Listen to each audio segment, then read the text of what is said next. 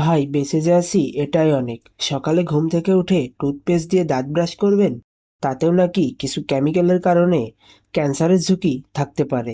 Fresh হয়ে সকাল সকাল বাজারে যাবেন টাটকা শাকসবজি কিনতে, সেই সবজিও আবার টাটকা দেখাতে ফরমালিনের মতো বিষ ব্যবহার করা হচ্ছে।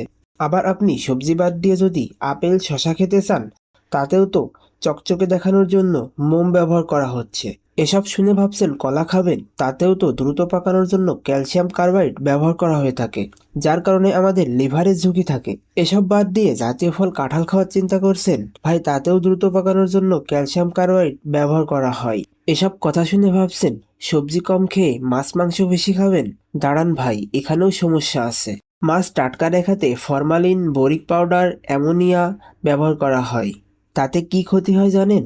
লিভার, কিডনি, ফুসফুস ও ত্বকের ক্ষতি হয় এবং ক্যান্সারের মতো ঝুঁকি থাকে। মাছ বাদে মাংস খাবেন, সেখানেও হরমোন ব্যবহার করা হয়। জীবন্ত পশুকে ওজন বৃদ্ধি করার জন্য হরমোন ইনজেকশন করা হয়, তাতেও আমাদের স্বাস্থ্য ঝুঁকি থাকে। দিন শেষে বেছে বেছে ভালো টাটকা সবজি মাছ কিনে আনলেন, বাসায় এসে দেখলেন সব কিছু নষ্ট হয়ে গেছে। কি ভাবছেন দোকানদার জাদু জানে নাকি? না ভাই, এটাও কেমিক্যালের খেলা। এসব শুনে মাথা গরম করে একটা কোল্ড ড্রিঙ্ক খাবেন, তাতেও তো ক্ষতিকর সব উপাদানে ভরা। এত এত ফরমালিন ভেজাল খেয়ে আমাদের শরীর তো অসুস্থ হয়ে পড়ছে। এর জন্য দু একটা ঔষধ না খেলে হয় নাকি? ঔষধ যে খাবো, কি ঔষধ খাবো? অধিকাংশ ঔষধেই থাকে সাইড ইফেক্ট। একটা অসুখ সারার জন্য ওষুধ খেলে আর 10টা অসুখ চলে আসে। আবার যে ওষুধে সাইড ইফেক্ট হয় না, সে ওষুধগুলোই কাজই হয় না। ওষুধ খাচ্ছি নাকি আটা ময়দার দলা খাচ্ছি বোঝা কষ্টকর।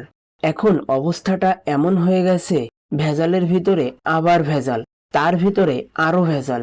সব শেষে মনে হয় আমরা কি বেঁচে আছি নাকি ভূত হয়ে ঘুরে বেড়াচ্ছি। তারপর মনে পড়লো আমরা যেভাবে প্রতিনিয়ত ভেজাল, ফরমালিন, কেমিক্যাল খাচ্ছি, তাতে আমাদের শরীরটাও হয়ে গেছে ফরমালিন দেওয়া ওই পণ্যটির মতো, যেটার উপর থেকে কিছুই হয় না, পোকামাকড়ে ছোঁয় না, কোনো ক্ষতি হয় না, কিন্তু ভেতর থেকে আমাদেরকে তিলে তিলে শেষ করে দেয়।